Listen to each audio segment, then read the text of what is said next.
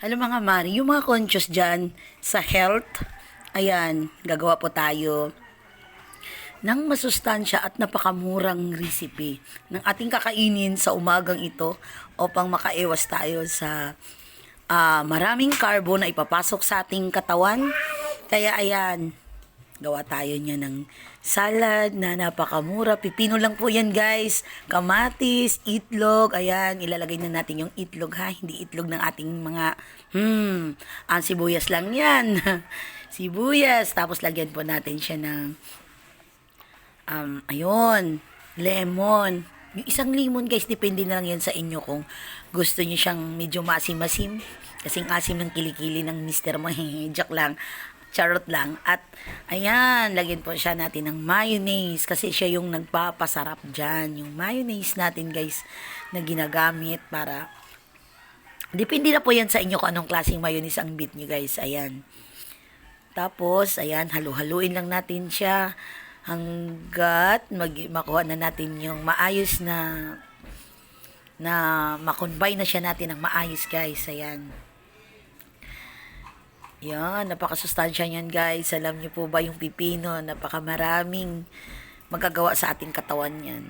Ayan, pati yung ating, ayan o, binubudbud na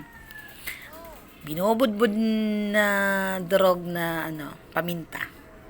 Fight against cancer yan guys. Ayan, dagdagan pa natin kasi mukhang hindi pa talaga natin nakuha yung lasa na hinahanap natin. Kaya yan, dagdagan muna natin ng mayonnaise.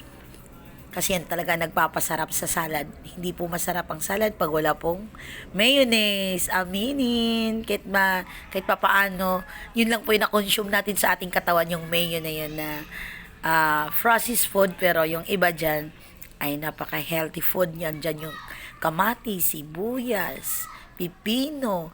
Tsaga-tsaga lang, hanap-hanap lang ng mga paraan upang ang katawan natin ay magiging healthy at makaiwas tayo sa anumang kung ano-anong mga sakit na nagbabatya sa paligid natin. O, diba? Hindi naman, kumbaga, kung mahirapan kang dumumi, ayan, napakabisa po yung pipino guys. Subok na yan ng marinyo.